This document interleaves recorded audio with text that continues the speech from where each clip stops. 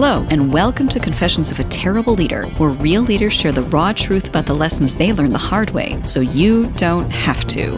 Join our host, Lacey Nelson, founder of Transcend Leadership Collective and former terrible leader. Every leader can become worthy of being followed if they are willing to put in the work. On this podcast, we share the messy stories and behind-the-scenes reality of what the work actually entails. We welcome you to this community of revolutionary leaders who believe honest communication, healthy conflict, and building cultures of acceptance, respect, and trust are not only possible, but non-negotiable for cultivating world-class teams.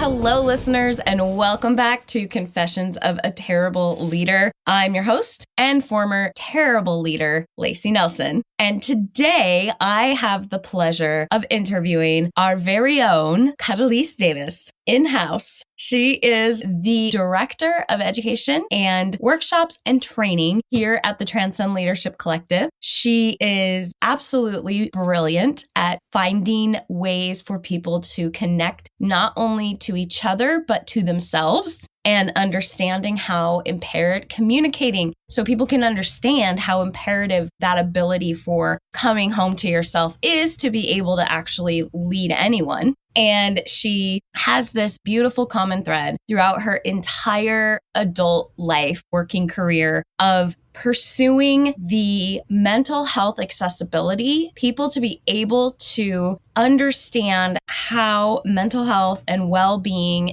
should be important to everyone that they care about, and also how it can become much more accessible in our day-to-day and what we can do as community members to be part of making that a reality for ourselves and our neighbors. So, with no further ado, welcome, Karelys. Did I nail it? Did I introduce you all right? You did. Thank you. Thank you for having me. Yes. So really brave thing to come on and get interviewed by your boss about, mistakes you've made and ways that you've grown and things that you've learned over time. Before we really dive deep into the stories of this is where I definitely learned a hard lesson. I want others to hear it. Building a little bit of context, what are some things that you think our listeners would benefit from understanding about you, about who you are, about how you move through this world or see things? I know I just asked you a giant question, but basically give us the elevator pitch, or maybe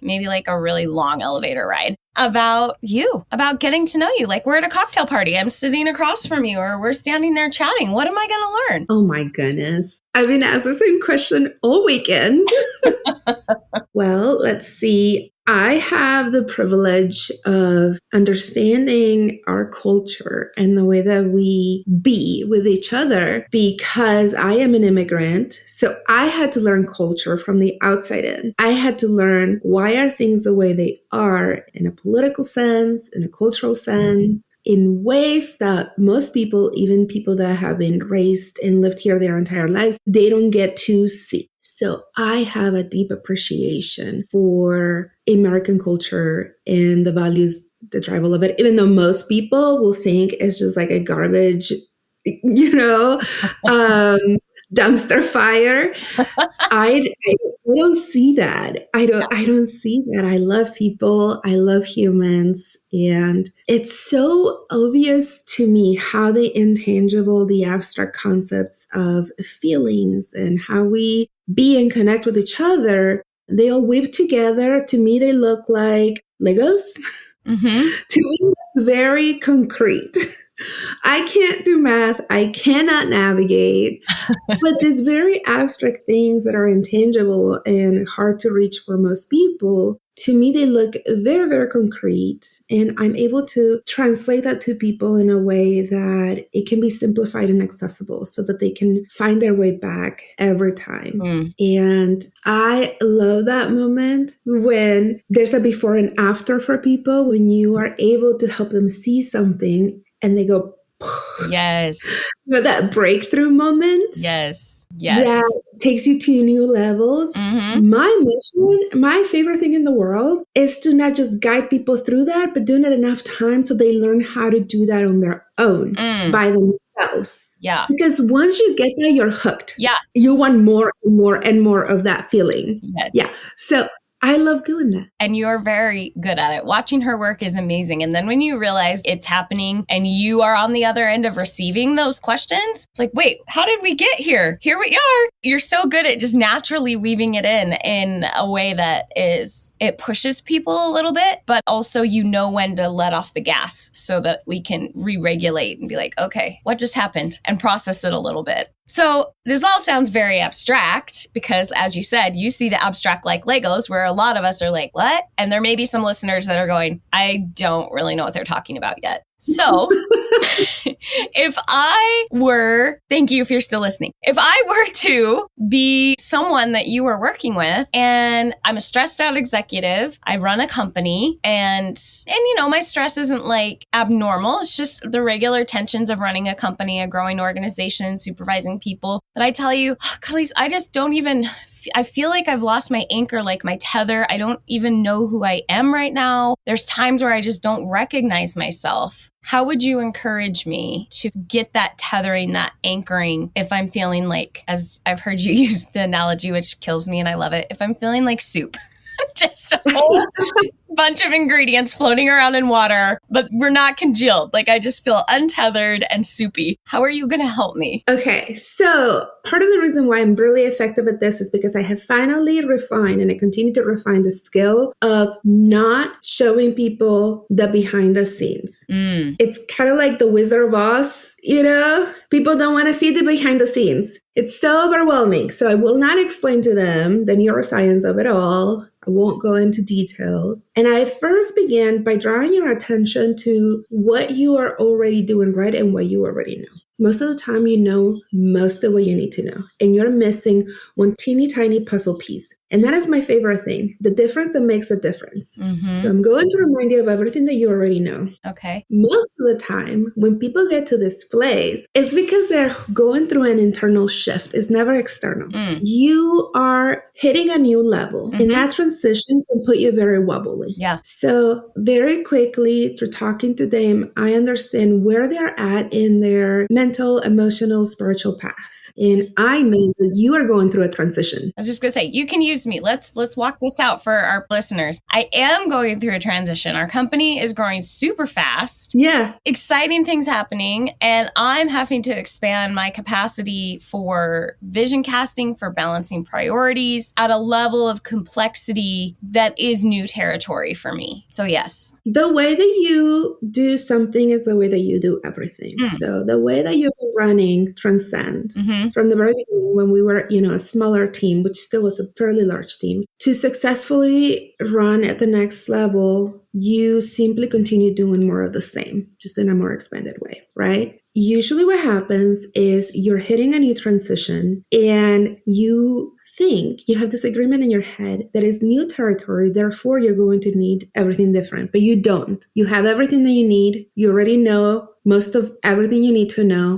What happens in the transition is that old stuff, whether they are limiting beliefs that are deeply buried or old trauma that hasn't been revisited in a long time that you think you kind of have to that you have already worked through, it gets hit. And so a new expression of it comes up, and that can trigger fears, that can trigger if you're exhausted, if you're physically exhausted, you don't feel like you're on top of things. So the first thing I'm going to do is go back to the basics. And first and foremost, remind you of everything that you already know, all the skills that you already have, and ask how you can be implementing them right now, where you're at. What is missing? We'll start with the physical aspect. Where are you at with sleep? Where are you at with your physical habits? And then we go to the next. What are your anchoring practices, mental, spiritually, emotionally? How are you doing with connection? Most of the time, it boils down to connection. When you are feeling connected, you're feeling anchored and you can vibe with whatever life is throwing at you. But if you're like a very specific flavor of connection, and I'm not talking about hours in front of people, having dinner, hugging, touching, talking. I'm talking about very specific flavors and textures of connection. If you're missing that, you're going to feel very wobbly. Well, speak more. If you're not talking about things like having dinner with people, how do I start digging into what are my flavors of connection and textures? How do I know that? I mean, I know I have the answer, but I don't know what question to ask to find it. Right. So I normally will ask about like, how are you doing? How many times a week do you see your friends? Who do you talk to? Mm-hmm. What are you missing? What will feel so good right now? Whenever you start looking to what will be the ideal if you could wave a wand and you could have what you wanted, what will feel so good? Mm-hmm. And then usually people come up with scenarios that are kind of too out there. Sometimes people will say, oh, I need like a 3-week vacation, not talk to anyone and disconnect from my phone. We tend to put up in a pedestal whatever we think the solution is. Mm-hmm. So once I get clear on that feeling, I go, okay, how can you, where you're at right now, get a smidge of that feeling? And they begin to realize all the opportunities in their current life where they can get that right now. Mm-hmm. And then it doesn't seem so inaccessible. Mm-hmm. So maybe I can't go away for 3 weeks, but maybe I can disconnect from my phone for certain hours where I'm not touching it. That is like super 101 entry level. Disconnect from your whatever for 30 minutes or an hour. Yep. But then you need something deeper than that. Mm-hmm. And usually it is disconnect from yourself. Usually it's, what did you say it again? Usually it's disconnect from yourself. Okay, talk more about that. Okay, so recently I made a decision that I was going to delete Instagram, the app, not my account, because I was getting sucked in. Mm-hmm. And I was noticing that I would go into freeze mode. When I was really overwhelmed, I would just default to Instagram to kind of dissociate. And that worked for a little bit until it became this thing where I was getting stuck. And I knew what I was doing and I did not want to remove the crutch. I was afraid to remove the crutch because then I would have to really sit with the things that were asking for my attention. Yeah. Talk to my friends. And I was like, here's what I'm doing. Support me on this. And I did that. And oh my gosh, it sucks so bad for the first week. It was like being alone in the same room with all the things that I didn't want to dive into. Yeah. And so I walked through that process. I worked really hard and I was really productive because I was like, I got to escape these thoughts and this feeling somehow, right? I think, was that the week that you got like 3 blog posts out in 1 2-day span? Yes. It was, wasn't it? I can't be thinking about these things. And then by the end of that week, I just felt this grief hit me like a ton of bricks. And it was a mixture of I miss the connection that I will have with my friends on Instagram, but also like now I have to really be with it. Mm-hmm. And I knew intuitively that I was in a space where I could hold that, right? Otherwise, I wouldn't have made the decision to get the distraction out of my face. But it still felt really big. And I felt like crying. I was like, what's going on? And finally, I started making time again to sit with myself, to journal, to dive in. And I realized the connection that I was seeking with other people just didn't feel satisfying or enough because I wasn't like, that's not the connection that I needed. I really needed a connection with myself. I needed to reintegrate a lot of things that were happening. I had gone through tremendous shifts in rapid succession and I needed to reintegrate myself. Yeah. And I didn't want to do that work because it kind of sucks. If you've ever been through that, it like sucks. It doesn't feel good. And so I was outsourcing that connection to other people and it became less satisfying. Yes. And usually for me, that shows up by this like thread of criticism begins to become the norm. Like I get critical of people. They become a low-key hater. And that's my sign. That's my sign that I'm wanting to outsource this connection that only I can do. That is good. Thank you. Yeah. I've gone around several times and I was like, you got to do this. You got to roll up your sleeves and clean your room. Yeah. Like your internal room. Once I hit that, I was like, I'm good. Yeah. But you had to sit with the discomfort long enough to find it. Yes. And every new level, every shift is going to get you wobbly. Yes. And you're going to confront things that you either don't want to confront or you thought you had. Yep. But now you're going to round 2 or round 3 or round 4. Usually, like predict trauma, it's going to take a lot of rounds. Yeah. Yeah. I know personally for myself, I'm someone who, when hard times hit, my response is work harder and bury myself in work. Don't need for anything or anyone, right? I know this is not healthy, but it is completely what I do. And so some of the questions that I have learned to ask myself that suck to sit with the real answer is, what am I pretending that I don't need? Yeah. What am I pretending? And there's a lot of reasons I might be pretending I don't need these things, right? I'm perceiving it as weakness, or I should just be able to push through. Or another one, I think I've said this before in a podcast, is what am I pretending that I don't know? So just for me, I know that I'll fool myself, sort of. I'll lie to myself for a little while in a way that is, what's killer about it is it looks productive. It looks good to the outside, right? It looks good. And it is externally rewarded. Yes. People clap for you. It is massively externally rewarded, but it's not sustainable, nor is it healthy. And so recognizing when, like, I literally have started pieces of this business and expanded the business as a trauma response more than one time. But our current one that's happening right now is not. So just everyone know that. But it is, that has been a common theme. And so, yeah. And what do I want to pretend I don't need? Well, for me, I'm wired a lot differently than you in this way. I want to pretend I don't need to make the time for deep spiritual connection with another person, because it's not efficient. It doesn't get anything. It's not efficient.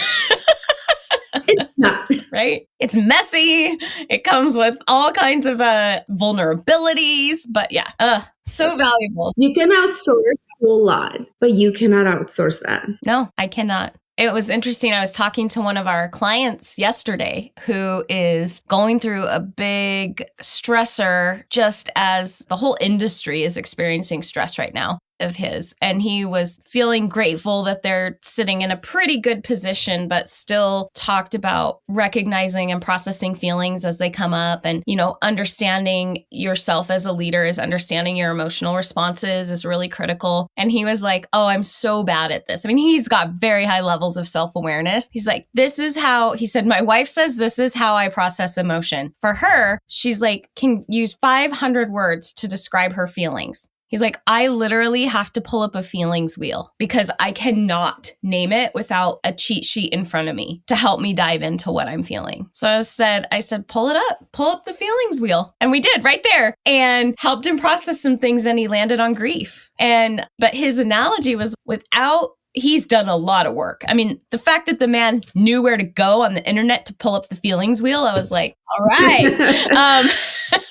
But he said how his wife describes his processing of feelings is that before he's put in a lot of the work he's put in, is that he will just be like, there's just static on a TV and like kind of in the background, but there's no definition. There's no picture. It's just this static that won't go away. And that's just annoying him. And then he'll kind of glance at it and then he'll just push the TV away. He'll just push it away and not deal with it. But he knows now that no, he'll deal with it. He's just he just has lost the option to deal with it on his own terms because now. Right. Yeah. Your body's going to yell at you. Mm-hmm. You're going to be in pain. You're going to get sick. You're going to sabotage some really good connection in your relationships. You're going to make business decisions that are going to cost you. Mm-hmm. You are going to deal with it somehow. Yeah. You're going to have a better time if you deal with it on your terms. Yeah. One thing that I want people to walk away with knowing is, if you're listening, when you go through transitions and stuff feels hard, don't think that something is wrong or you're missing something. It is part of the package. It's kind of how you move through puberty. Mm-hmm. So physically, we're tied to developmental windows. Mm-hmm. In the same sense, we go through a developmental sequence mentally, virtually, emotionally, but those are not tied to age. Those are tied to your decision every time the invitation comes to step through the door or not, right? So every time you say, no, thank you, I'm not ready. No, thank you, I'm not ready. Then you kind of stay in the same level. Mm-hmm. And then a sequence of experiences, you become more internally resourced. And unconsciously or consciously, you say, oh, I have it in me. Yes, when the invitation comes to go through the next transition, the next developmental stage, mentally, emotionally, spiritually, you say yes, because you feel like I'm ready for that, right? Mm-hmm. And so like a snake, you're going to shed your skin. Eagles do that too. They go high up on a rock in a mountain and they like beat their beaks against the rocks and their talons and their feathers and everything falls off and they're super vulnerable and then stuff grows in. Every time you go through a transition, that is going to be a part of the process. Yes. And if it feels sucky, don't think that you're doing it wrong. You're doing it right. It's just part of it. Be prepared for it. and be willing to have whatever worked before is not going to work now. Mm-hmm. But that doesn't mean that you have to learn everything anew. Mm-hmm, mm-hmm. I wanted to ask you for clarity on that, because we often hear, well, what got you to this point in your success and in your career isn't going to be the skills that are going to take you to the next level. So how do you differentiate that from the understanding of actually you already do know some things that you need? You can look at some patterns, some things that help you to navigate the world. Where do those two concepts intersect? Are they even opposing concepts, or help me with that? No, they're both true at the same time, but at different levels. Okay, let me try to get this as simple as possible. One of the things that I seek to bring to the private leadership trainings as soon as possible, so I'm trying to weave everything together. People think that we're going to show up and give them tips and tricks on communication and leading people, right? Strategies. They have no idea that we're going to take them deep into a personal transformation journey. But that is what you have to have if you really are going to be an effective leader. right. Yeah, we did cover the tips and tricks, but you got to go through the first thing you have to start with is you. I think that by the time somebody invites us in, consciously or unconsciously, they're ready for that. Mm-hmm, mm-hmm. Right? Because the way that we show up, we are very different than most people doing this work. So one of the key skills that I seek to bring to people is that medicine wheel exercise, helping them understand and how to self-gauge every area of their lives, the core areas of their lives, the spiritual, the mental, the physical, the emotional, for them to understand, what do I need to be at a level 10 in each of these areas? And that is one of the core skills that you're going to come back to at every stage, at every shift that you're going through. If you take a moment to sit down and say, how am I doing right now? Scale 0 to 10, 0 being like the worst. I'm falling apart, should check into a mental hospital. Been close to that. 10 is like, I am at the top of my game. Life feels amazing, couldn't get better. So you gauge and you're like, I'm at a 7. I'm at a 7 emotionally. I feel pretty dead mentally. Like I don't have a level of intellectual, stimulation that I need to have to feel like interested and creative. How am I feeling spiritually, physically? Then at all times, you need to have this level of awareness of where you're at, in the same way that you are aware of your budgets in your organization, aware of your schedule, aware of all those things. You also have to bring that in. Once you get good at that, at all times you go, I need to make these adjustments to bring the number up a little bit. Then you get good at understanding, if I'm going to tackle this big business related thing, I better have emotional capacity. And so I'm going to have to bring myself up from a 7 to a 9. And then you focus on like, what are the actions that are going to bring me up from a 7 to a 9 that is going to amplify your capacity. You cannot ignore the physical. You cannot ignore the connection with people, the connection with yourself, all of it. If you get good at that really fast, you're going to be good at whatever comes. Yeah. And I think too, you have to get over the being wary about how others are going to perceive it. So let me expand on that concept a little bit, in that meaning, okay, I'll put myself out there we've said very clearly, we have a ton going on and in development, and it's a high capacity time for me and a growing time and a stretching time. So in my calendar, I literally have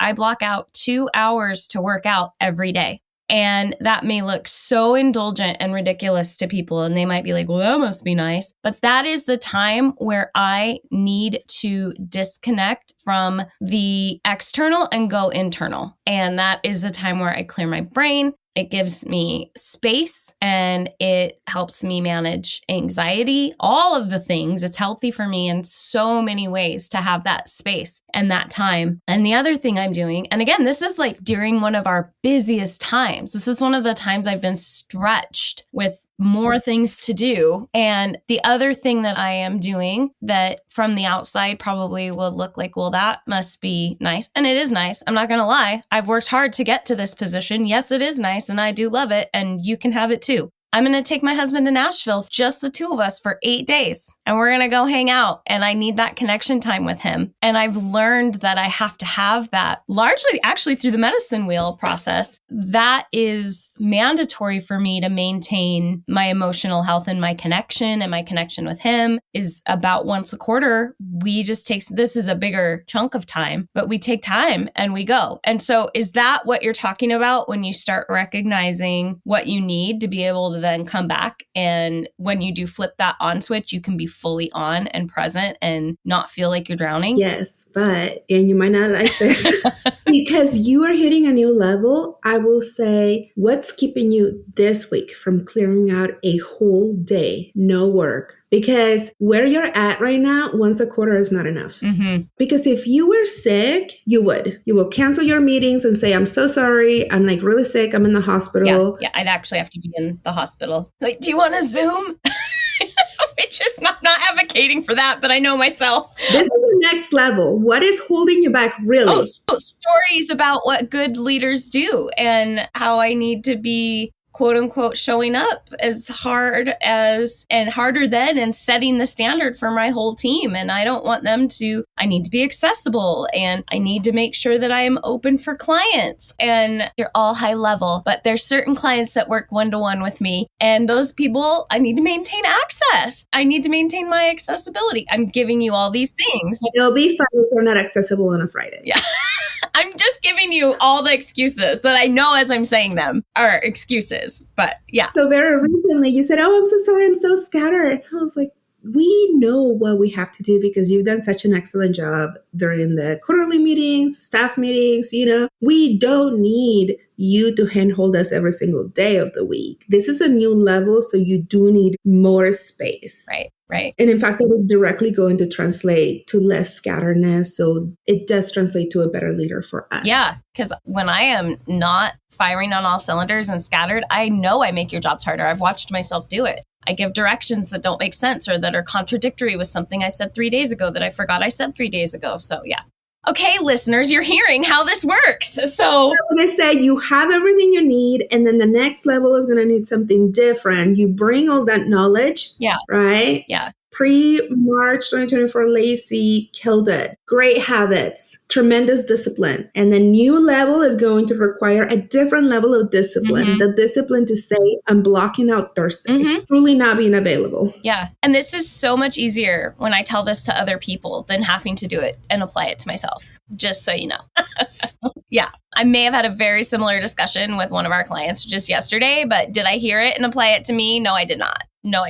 So this is why we all need those sounding boards, right? We all need those people in our lives that are pushing us, that are helping us think through things. Karelys is not my coach because that would not be an appropriate relationship given that she works here, but she definitely is a challenger. And I love when she puts those things forward. And when you do offer those challenges to me, it's great. Just asking me questions and allowing me. I love thinking out loud. That's how I process. So. All right, Karelys, the big question. What is the one story you want to share with us around a mistake that you've made in your leadership journey? And you have been in positions of leadership in your life a very long time, probably since your teens or even maybe before? Yeah. In your journey up to where you're at now, which is no longer a teenager, what is one of the lessons that you've learned that you want to share with us that you had to learn the hard way and you want to spare someone else the pain if they can take this to heart? Okay, so I thought about this a lot because I've made a lot of mistakes. But this particular story that I am going to share, I haven't actually shared anywhere outside of my inner circle. This mistake was repeated in my life, except that this was the one time where the consequences was a loss. So when I tell people, you better get good at this, you better get comfortable with difficult conversations, because that lawsuit could have been a conversation. This is why I'm so intent about everything we just talked about, the medicine wheel, the open up capacity, because without capacity, you cannot show up to difficult conversations to turn them from disconnect and tension into deeper connection, better understanding, collaboration. You won't be able to do it, period. And so in this particular instance, one, I didn't know my stuff. I hired a nanny for my children. And I didn't know that when you hire a babysitter, that's like hiring a full domestic employee.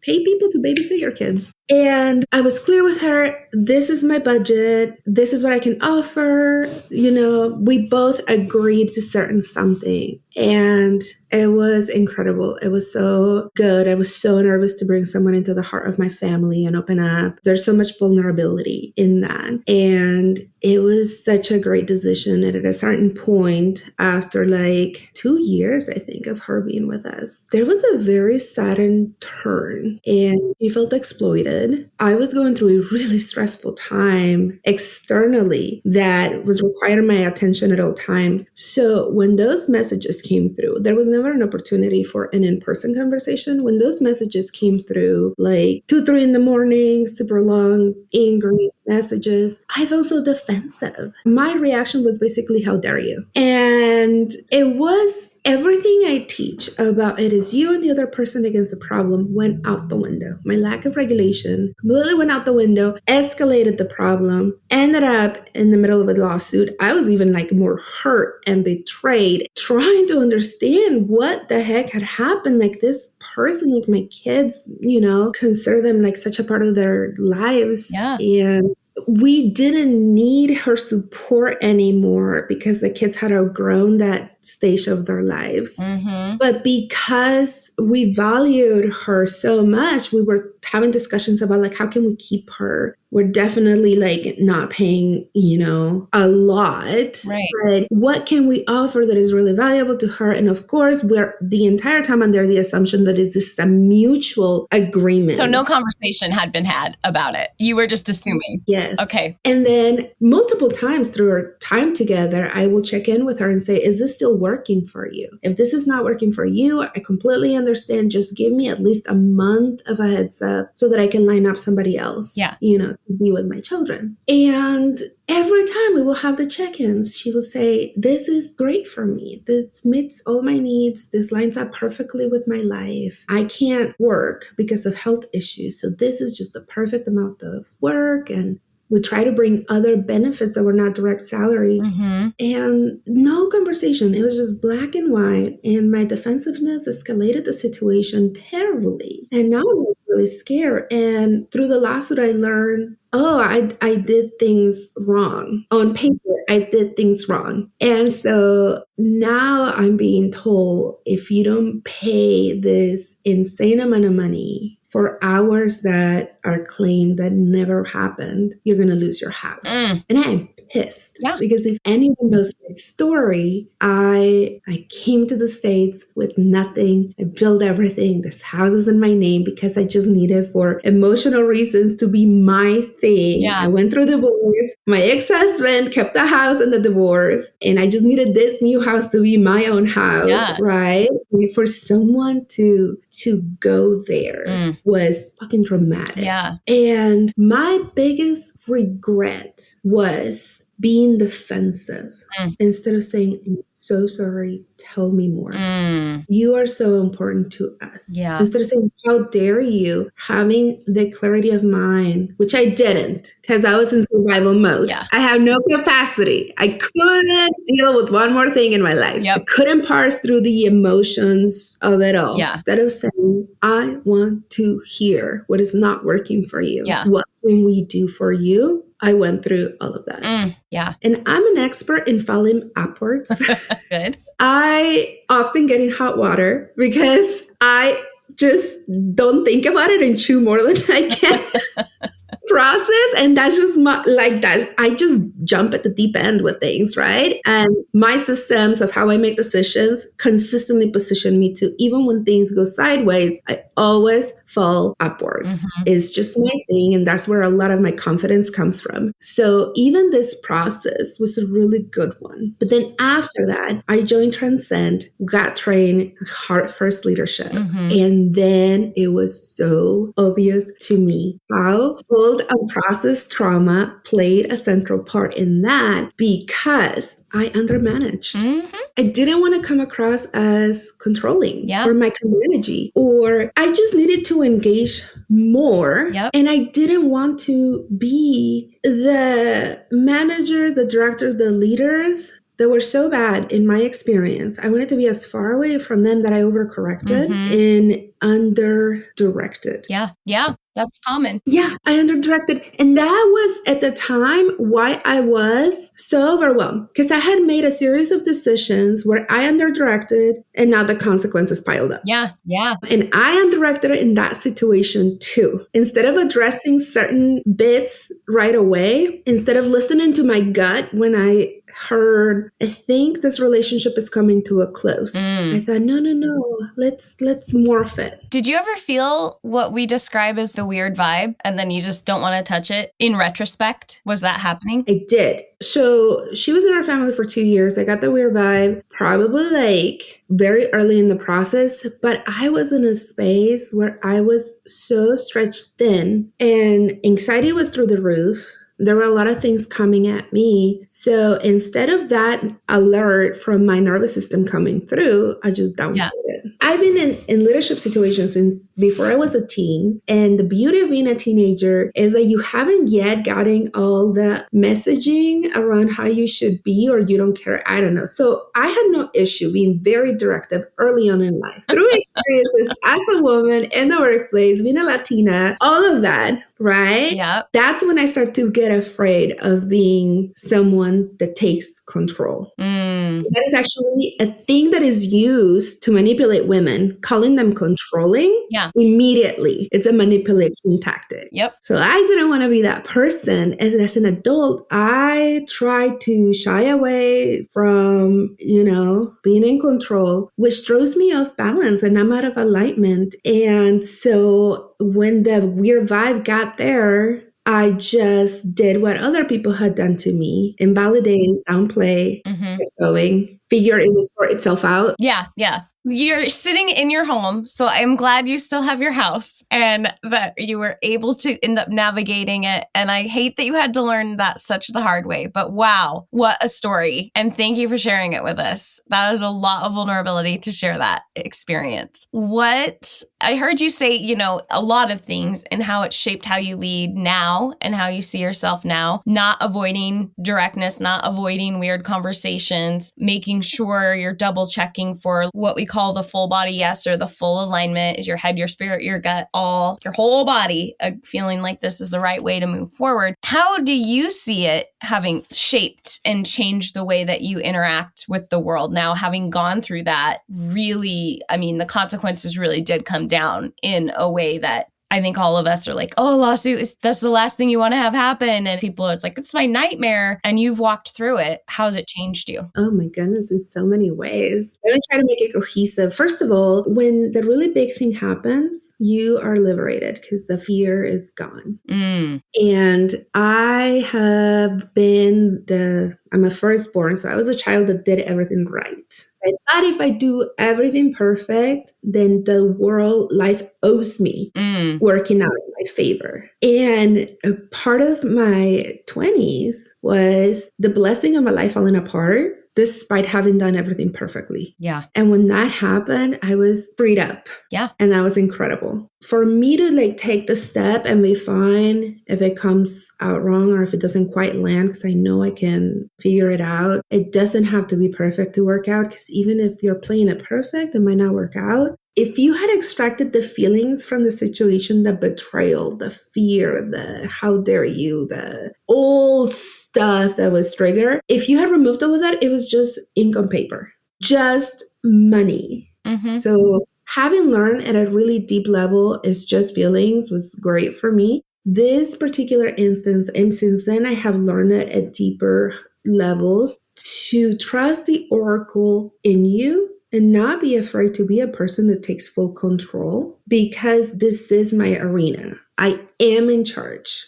Refusing to really full on take charge is like having a sword that you don't know how to wield. You're going to cause more harm than good. Right. And in fact, I've had conversations with my children and my partner very recently, like this week. We have coffee in bed, asking a deepening from him. And I had all this noise in my head about, am I doing it right? Like, is this how you do it? And then coming back to myself and go, trust your inner wisdom, push here. And I push and I said, I just need you to go deeper. I need that from you.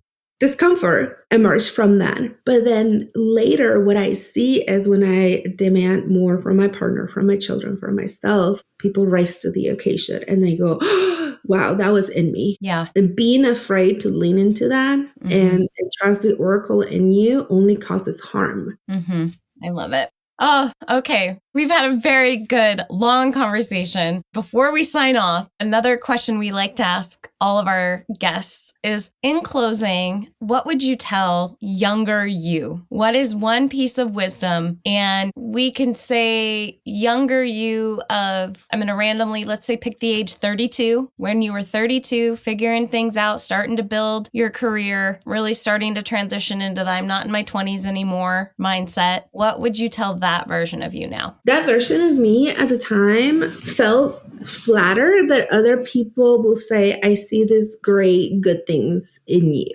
And it put me in a position where I felt like they were doing me a favor, inviting me to the table. We're not going to get into it, but part of my process of coming into my own is realizing your table sucks. Even if you invite me, I don't want to be there. Yes. I'm going to build my own table. Yes. I felt flattered that they would, okay, so I had interviewed for this like really next level position. And I asked very reasonably, they had it in the budget for a higher salary. And I let the person who was interviewing me say, well, we're not going to do that because we don't know if you're worth it yet. And that went unchallenged. I was like, okay. Yeah. Because I was still making more money and because it was going to be such a great move for my resume. And I mean, I was right. It was a really great move for my resume, but it cost me my soul and my mental health. And I know I'm dead serious. I believe you. It destroyed me because I still held these agreements that they got to decide if I was worth it. I let those people treat me like if they were the arbiter of what my worth was. And since that experience, I really learned to differentiate. Like, your table sucks. I don't want any part of it. Yes. When I'm moving on my own is going to be so much more worthwhile. Yeah. Yeah. Oh, so beautiful. Such an important lesson. Thank you for sharing so many nuggets of wisdom. And there's like a whole bar of gold in there in this discussion. Thank you for your willingness to be on the podcast. It was an option, not a command. And your openness and your transparency, all deeply appreciated. I have no doubt our listeners will be inspired and walk away from this with some new perspective that will really help them to step into their own power and worth and value and learn, hopefully, from all the tales we've told on ourselves. So thank you, Karelys. And if people want to find you, are you on LinkedIn? Are you on Facebook? What's the best way for them to connect with you if they heard what you said in this podcast and they're like, wow, that really resonated with me. I want to know more about what she's doing. I am on LinkedIn. You have let me run free on the blog, which is very brave of you because I shoot from the hip. My heart is in the right place, but MIV a little too real for some people. Oh, it's wonderful. Like on the blog, I say things like, you do not change your job. You need a therapist. Right. If you want a really interesting, unique take on some ways to navigate the workplace and yourself, go to our blog. 90% of it has been written by Karelys. So definitely a good place to go. If you can find me on Instagram, props to you because my name is not my name. And I don't have Facebook really, but I think that if you like TMI, Instagram is a good place to go to. Yes. Business Karelys is on LinkedIn. Here's what I want people to walk away with, if anything. If you stuck this long with a podcast, you cannot half-assed the practices to really expand your capacity. And I guarantee you that every issue you have currently is directly linked back to wherever you are trying to cheat yourself out of the practices that are going to amplify your capacity. Second, I am dead serious. You gotta get some conflict, navigating difficult conversation skills because that lawsuit could have been a conversation. Yeah. And third, when the worst that can happen happens, you're going to be liberated. love it. Thank you. I can't come up with a better close than that. That was beautiful. All right. Until next time, go manage like a leader. Thanks for being part of this community of revolutionary leaders who believe honest communication, healthy conflict, and building cultures of acceptance, respect, and trust are not only possible, but non-negotiable for cultivating world-class teams. If one-to-one coaching, engaging workshops, or strategic planning that is actually useful are anything that interests you, make sure to head over to transcendleadershipcollective.com to check out our free resources. Confessions of a Terrible Leader is hosted by Lacey Nelson and produced by Mary Scott. Music is by Leif Olson and Mary Scott from the band The Number of Months. Thank you so much for listening. Don't forget to like and subscribe and leave us a review. And until next time, go manage like a leader.